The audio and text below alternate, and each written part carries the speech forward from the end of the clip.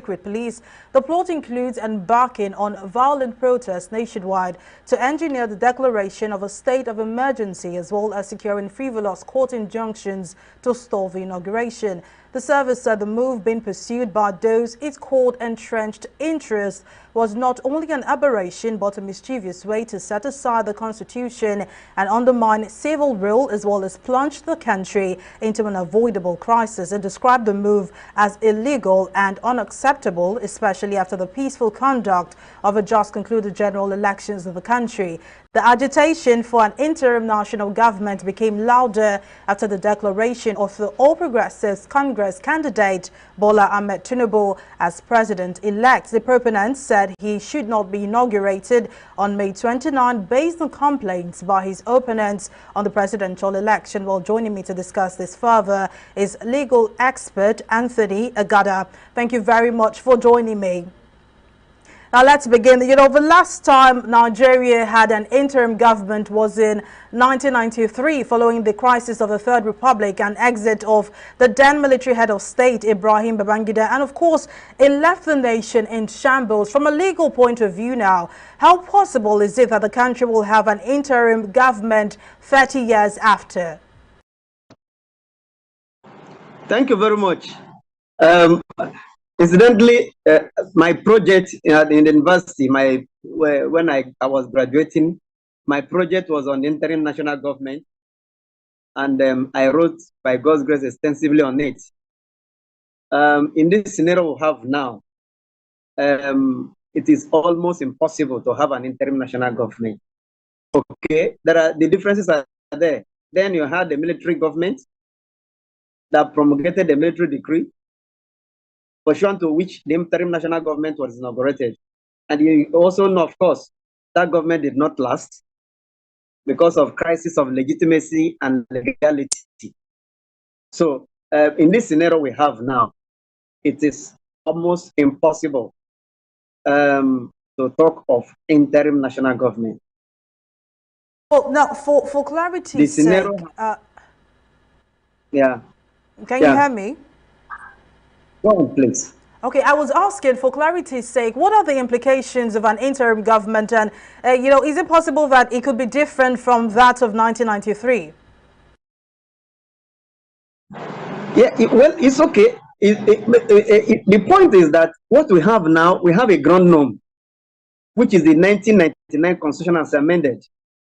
Okay, you cannot, for example, Section 1, subsection 2 of the Constitution says the Federal Republic of Nigeria shall not be governed, nor shall any person or group of persons take control of the government of Nigeria or any part thereof, except in accordance with the provisions of the Constitution. That is the constitutional provision. So it is, as we speak, by the constitutional provision itself, it is not possible.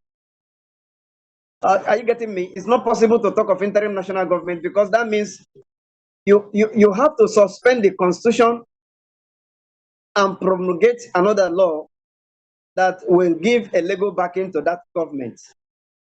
So to me, it is not practically possible. In any case, the procedure for making law now under our laws is through the National Assembly. The present government president cannot operate by decree.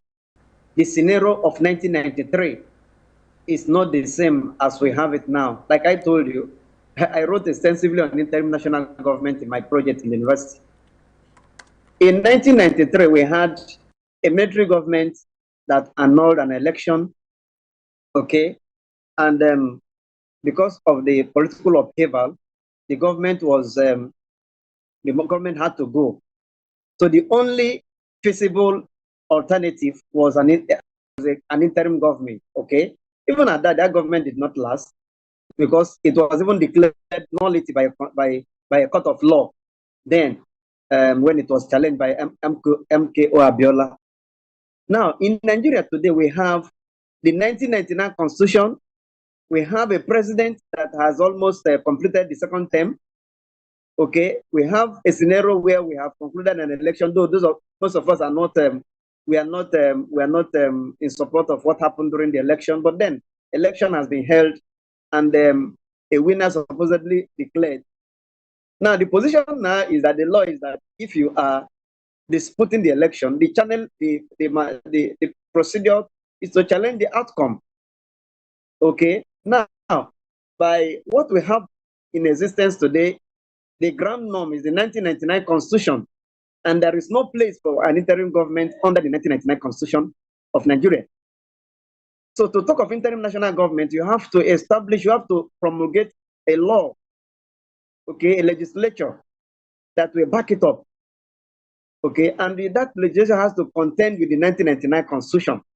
So it is almost an impossible scenario. I don't know why people are advocating for that, and I don't know why DSS had to buy into that, fall into that trap of making an announcement about it. I don't see it coming to pass. Well, I know you've said it will be almost impossible to have an interim government, but the DSS has said the plots to impose the interim government are being planned but through protests in the country and court orders to block the transition. Is it possible to get a court injunction preventing the inauguration of Tinubu as president? Yes, it is possible, okay, because the court, it is possible. That it is possible, but the likelihood of it is almost zero. Okay, we have never witnessed that in Nigeria, and I doubt if that will happen. We are looking at the Court of Appeal, the Election Tribunal, and the Supreme Court giving such an order. It's going to be almost impossible for them to give. However, we cannot rule it out. Okay, but I don't see that possibility coming to pass. Now, if there is an injunction stopping the inauguration, the solution is not necessarily an interim national government. What you have is that we have the president of the Senate. That is what the Constitution says. Where it is impracticable, where the scenario of that applies, the Senate president takes over, and in an acting capacity. So I don't see an interim national. Mind you, to have an interim national government, you must have to establish a constitution, interim national government constitution, with all the features of government and the arms of government and the tenor. A lot has to come into play. As we speak now, there is nothing, okay, that has been set in place for the establishment of, for the enactment of such law. Therefore, an interim national government is almost impossible. We are almost in April. When will the National Assembly promulgate a law that will be signed by the president before May 29 for the inauguration of an interim national government? It is not possible. Well, many have said that against the background of the relatively successful democratic system in the last 24 years, the idea of an interim government is a call for anarchy, while others believe that it is a solution to Nigeria's problems. But what are your thoughts on this?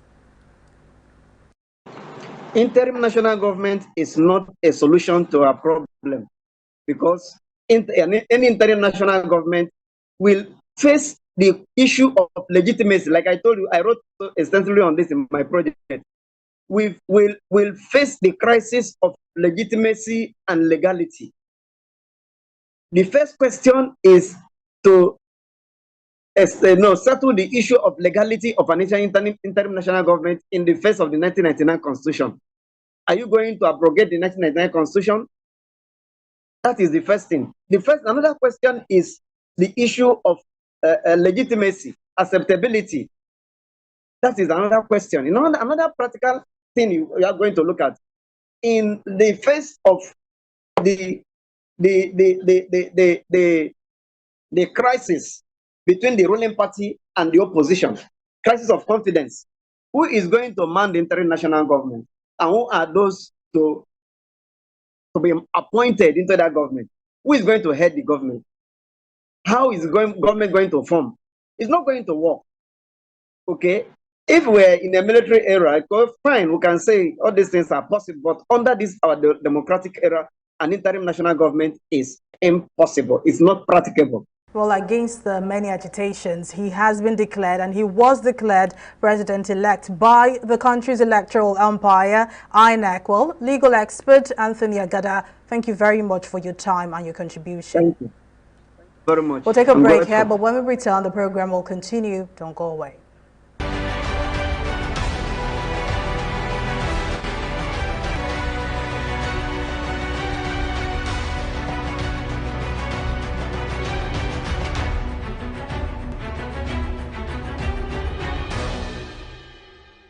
Welcome back. The crisis in the opposition People's Democratic Party took a different turn on Tuesday when the National Working Committee announced the removal of Iyorchia Ayu, replacing him with the Deputy National Chairman North Umar Damagum as acting chairman. Damagum's appointment was disclosed by the PDP National Publicity Secretary, Debo Ologunagba, at a press conference. Ayu stepped down from his position as PDP National Chairman barely 2 days after a Benue High Court had restrained him from parading himself as the national chairman of the party. Ayu was also found guilty of anti-party activities as well as not paying his annual dues as enshrined in the party's constitution. According to Ologunagba, further investigation also revealed that he did not vote during the governorship and state assembly elections held on March 18, 2023. Of course, Rivers State Governor Nyesom Wike, who has always championed Ayu's removal as part of the G5, expressed support for the move, while accusing Ayu for the party's failure in the 2023 elections. Now, in light of this development, what is next for the PDP? Also delve more into the matter, I'm joined by the Director Global Network for Sustainable Development, Phil Roberts. Did you see this coming, the removal of Iyorchia Ayu as the chairman of the People's Democratic Party? Funny enough, people like us that stay in Abuja, Abuja is called the federal capital, politics at the federal level. So we were monitoring the trend at which the PDP has been going, especially from the formation of the 5G. And a couple of us have been on TV several times to talk about the disaster that is going to fall into PDP. Because for a country like Nigeria, we don't need a one-party system. Nigeria is bigger than having a one-party system. And thank God for the way the Labour Party also came in and swept everywhere. And for those of us that have been watching, we've been speaking to a couple of the powers that be in PDP to tell them that they should try to see how they could put their house together. And of course, it all started when they had the fallout during the primaries. I was also at the primaries because I was part of the people that was invited as to watch the system so that we could always also have something to discuss in meetings or interviews like this. And we saw how it all played. And I told my friends that Wiki was going to fight. And a lot of people thought I was just talking, especially when we feel that something is not well done and there's an illegality, we fight. And I think that is what happened to Wiki in the PDP, and he fought them. And I told them that Wiki was not going to give up until he got his own pound of the flesh. And that was what happened. So whatever you saw happening in the PDP, something a lot of us has predicted from a whole lot of time ago, and is a sorry situation. But Atiku is to be blamed because I looked at his mantra when he was talking about unifying Nigeria. You can't even unify your party. So how do you unify Nigeria? Wike and the 5G governors gave them a lot of opportunity, and they told them so many times that they are willing to allow peace to reign. But Atiku, as a father who is an old politician, should understand that in playing politics, most times you have to give in. Even William Caesar said that you stoop to conquer. I think what happened was pride and wrong advisors. That's what happened to Atiku. If not, Atiku had it all. Atiku has been a prominent and a major politician in Nigeria. So for him to allow himself to be disgraced like that with IU. I think Atiku is to be blamed. Now to the next question. Do you think the party acted too late in removing IU? Don't you think it should have been done, before the election, since that was the main demand of the G5 governors? When you say the party acted too late, when you have a lot of people ruling a system that they don't even know what to do, they feel they claim that they are politicians, and I think that is another strand that a lot of our parents need to learn. A lot of our parents feel they know more than us because they have experience. I think that's one of the issues Nigeria is having now. These are our parents. I don't want to call them the old people. You understand? They feel they know more than us. A lot of us who are young people, we were warning them. I'm not a member of the PDP. I'm not a member of the APC. I'm not a member of NMPP or LP. I'm a true Nigerian. And most times, because of our knowledge in analysis like this and programs that we have attended and seminars and workshop, when we see something go diving into the mud, we'll tell you that this is how it's going. And I said to somebody, the reason why Wike will fight to make sure that he destroys the party is because he feels that Atiku took that thing from him. And don't forget, what Tambuwal did to Wike was a serious betrayal. Because of the way Wike held Tambuwal to high esteem. So Wike was fighting three things. He was fighting the party, he was fighting Atiku, and he was also fighting Tambuwal. So for them not to adhere and call them to a round table, that was the first mistake they made. That time that all those issues were happening, the party should have called Wike to order with his 5G, as long as he had the strategy to go and put up a set of people, and they called themselves the 5G governors. They should know that this guy's strategy was going to work for him. They should also know that this guy was not going to give up. That was the signal he gave them, to let them know that I have taken a chunk from you. For him to take away 5 states, you will ask yourself, what's wrong with these people? Somebody took 5 states from what you already have, and you feel he's a non-entity, you feel he's a nobody, then that means the people who are ruling the party I don't want to use some kind of words that are not good for TV, but it just shows the level of understanding of the people we have at the helm of leadership. They should have done what they have done now by suspending IU.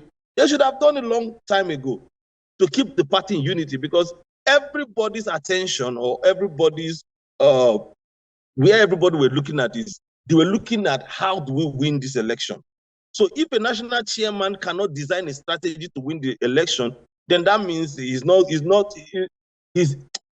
due. He shouldn't be in any helm of affairs. And somebody posted something yesterday, like a profile of IU, some of the allegations on him, criminal cases, how he was even impeached in 2003. And I read through all of that, and I said, and PDP brought him back to come and lead PDP. And he even left the party at a time, some time ago. And PDP brought him back now. So it shows that there is greediness, selfishness. A couple of people wanted IU there because they wanted him to play their script. And look at how the team went. So I feel sorry for the PDP, but I think it has also given rise to a new movement and a more democratic party, which is the Labour Party. So maybe in the next election, maybe what we are going to be seeing from onwards is going to be Labour Party, NMPP, and the APC. PDP is dead. I'm sorry. Well, Thank you. But even with all of this crisis rocking the PDP, the party accused IU of, anti-party activities. But isn't Wike guilty of the same thing, considering that he openly campaigned against his party's candidate during the presidential election and even dared his party to come after him? Would you say he's also guilty of the same thing? These guys are comedians and they are funny people. You know what happened? They suspended Otum, they suspended Fayoshe, they suspended Ayim, Pius Ayim and some other people. So why didn't you ask them, why didn't they suspend Wike? They left Wike, because they are still trying to see how they could manage Wike. Because Wike is a force. You understand? They know that Wike is somebody that you cannot just throw the baby away with the bathwater. For Wike's case, Wike is the baby, and himself is the bathwater. He babs and swims in that water of trouble. And they know that Wiki also knows what they know. And don't forget, Wiki has been one of the major people financing the party. You understand? So what they actually did is that they're trying to play a game. And don't forget, in politics, there are lots of negotiations that go behind the door that you don't see. You understand? So there have been backdoor negotiations. And they've been trying to see how they can manage Wiki. And let me also let you know, even till now, Wiki still has a major force in the party. You understand? So what they are trying to do, they don't want a situation where PDP will just break away. That's why I tell people that if you are fighting a battle, you should select the people you fight with. And if you are joining people to fight a battle, you should also select the side you enter. Because check out, Wike was a major person looking for trouble. But you see, they are still trying to see how they can manage him. But look at other people, they have suspended them. You understand? Wike has his own strategy, and that his strategy has been designed to see how he can show them pepper. Of some of you understand? them, Wike is the only politician that has also turned a musician when he came and released his own song. Well, some of the suspensions have been reversed. I don't know if you're aware of this. The suspension of Ayodele, Fayose, and Ayim Pius. I'm certain of those, they have been reversed. Yeah, they had to reverse it. That's why I'm explaining to you, it's politics. You understand? Because they have been, PDP has look, you are suspending somebody like Fayose. You are suspending somebody like Pius Ayim.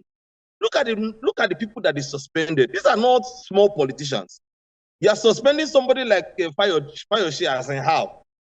So you're trying to cause more problem for yourself. You understand? So they looked at their strategy, and don't forget, all of those things were done by Ayu. You understand? It was also Ayu and Atiku.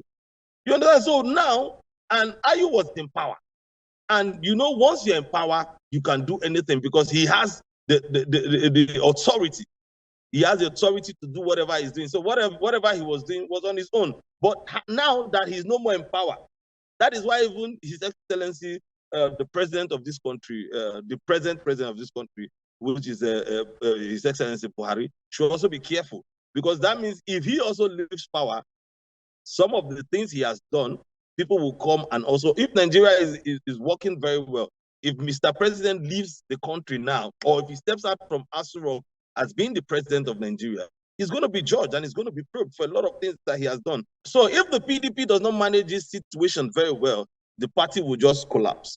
And PDP prides itself as the biggest democratic movement in the whole of Africa, or biggest political party. And don't forget, Labour is just waiting to sweep all of them away. So that's why PDP is trying to manage the whole issue. Like you see, I was watching social media and I found out that Inhe Dioha is shifting to Labour Party.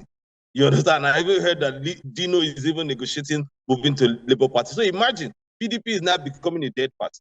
You understand? So that's why they're trying to manage the whole situation so that PDP does not just die in natural death. So I think it's not that they are beginning to play politics and forget what they've done before. All right, now, Director at the Global Network for Sustainable Development, Phil Roberts, thank you very much for your contribution. Thank you. Well, that's our program this week. Thank you for staying with us. I am Mary Kanu. Bye for now.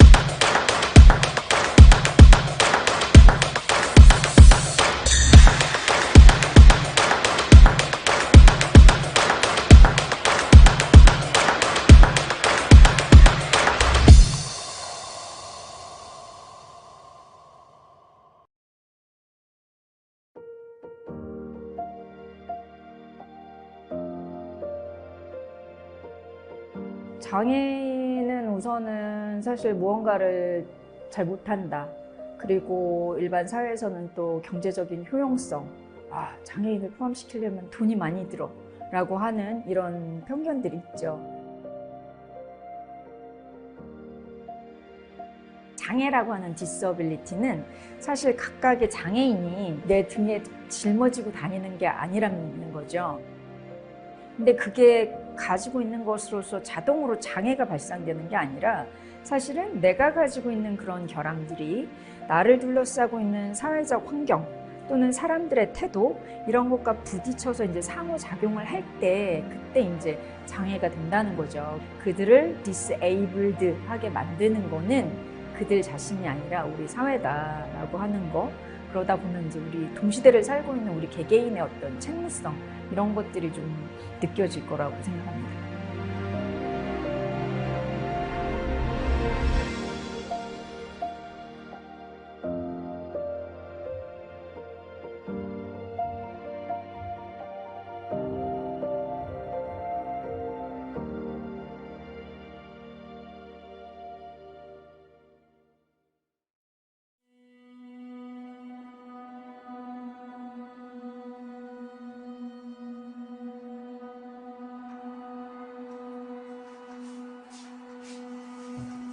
마음도 굉장히 예쁘고 부드럽고 정확하고 사랑이 되게 많은 친구인 것 같아요.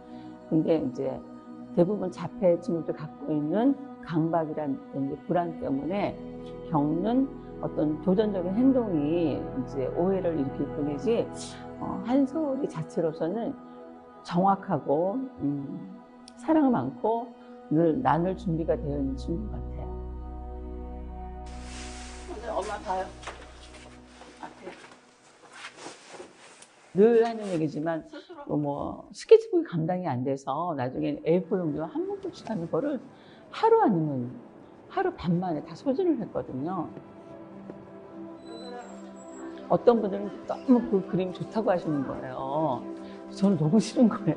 왜냐하면 무슨 그림을 그리고 나서 자기 감정에 쑥 들어갔다가 거기서 막 헤매는 느낌을 받아서 그 한소리로서는 너무나 큰 자폐에 있는 것 같아서 제가 그걸 빼내느라고 그림을 못 그리게 했었어요. 청소년기에는 이제 이렇게 그룹으로 할 때만 그리게 했고 어렸을 때 그런 상처 때문에 굉장히 예쁜 색을 다 칠해놓고도 그 위에다 검정색으로 다 뒤덮었어요.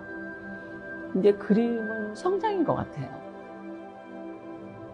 그 아들의 그림, 어릴 때 그림을 쭉 보면은 이게 성장이고 심리적인 변화구를 볼 수가 있었던 것 같아요. 그래서 어렸을 때는 예쁘게 칠했다가 새까만색으로 다 엎었다가 그 새까만 색이 없어지고 예쁜 색이 남아있다가 나중에는 선으로 또 자기 마음을 표현을 하고 점으로 표현하고 그렇게 그림 성장을 하는 것을 보게 되었습니다.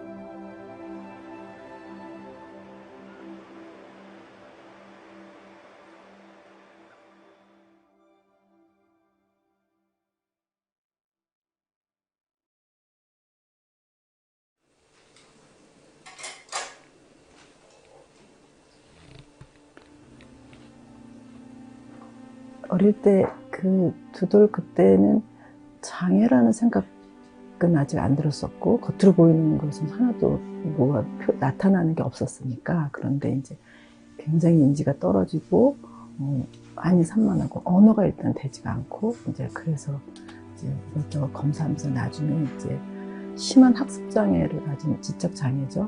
이제 그렇게 제가 이제 판정을 받았는데 그 원주에서 한 10년 살면서 굉장히 변로산으로 많이 뛰어다니면서 놀고 그래서 지금 그리는 것도 주로 다 그런 자연을 많이 그리는 게 그런 이유에서 그런 것 같아요. 굉장히 활발하고 명랑하고 사랑스러운 딸입니다.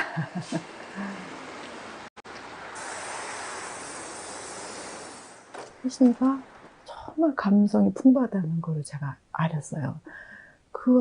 그렇게 감성이 풍부한 아이니까 막 흥분해가지고 막 무슨 말 하고 싶어서 막 뛰어와서 뭐라고 하는데 못 알아듣겠으니까 뭐라고? 그러면은 또 한 번 말할 때 응? 그러면 그 다음에는 그냥 아니야 그러면서 이렇게 시무룩해서 가고. 그러니까 제가 그걸 볼 때마다 마음이 너무 슬퍼서 얘가 갖고 있는 이런 막 그 흥분되고 격한 그 뭘 봤을 때 기쁘고 막 이런 것들을 얘기하고 싶은 걸 말로는 안 되는구나. 엄마조차도 그걸 못 알아듣는구나. 내가 그러면 그림으로 한번 네 마음을 표현해 봐라. 그러면서 이렇게 그냥 그림을 그리게 해준 거지. 무슨 뭐 화가가 되려고 무슨 그런 생각도 해본 적도 없고. 그래서 하기 시작했는데 조금씩 우리 발달장애 아이들 몇 명이 그룹으로 선생님한테 이렇게 지도를 받았는데 그 선생님이 그러시더라고. 혜진이는 얘한테 참 독특한 게 있어요. 아, 혜진이는 자기 속에 그리고 싶은 것들이 있구나. 이게 안 나와서 그렇지. 그러니까 그런 욕구가 강하다는 거를 선생님들이 먼저 알아보시더라고요. 그래서 그냥 조금씩 이렇게 해주다가 고등학교 때는 진짜 갈 데가 없죠. 그런데 고등학교 입시미술학원에 선생님께 부탁을 했어요. 특별히 가까이 학원에서 그냥 뭘 그릴지 몰라도 한번 데리고 있어봐 달라고. 몇 개월이 지나서 알았어요. 혜진이 왜 이렇게 꽃과 나무와 이런 자연을 너무너무 그리고 싶어 한다는 거를 어떤 기회를 통해서 알아서 그때부터 혜진이가 이제 쫙쫙쫙 그림을 그리기 시작해가지고 선생님이 이제 눈여겨 보셨어요. 그래서 고등학교 졸업하면서 바로 전시회를 해준 거예요.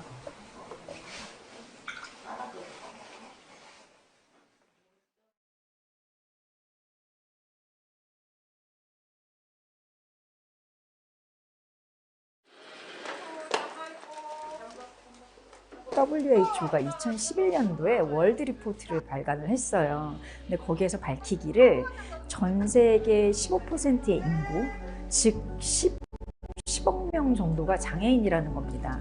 근데 그 수치는 우리 7명 중에 1명이 장애인인 거예요. 그럼 제 주변에 7분 중에 1명이 장애인이어야 되잖아요. 제가 학교 다닐 때 그럼 우리 교실에서 그 많은 비율의 장애 친구들이 있었는지, 또는 내가 일하는 일터에 우리 골목에, 내가 사는 우리 집에 우리 골목에 7명 중 1명의 장애인이 있는지 없잖아요. 지금 수십 년이 20년이 더 흘렀는데도 지금도 그런 비율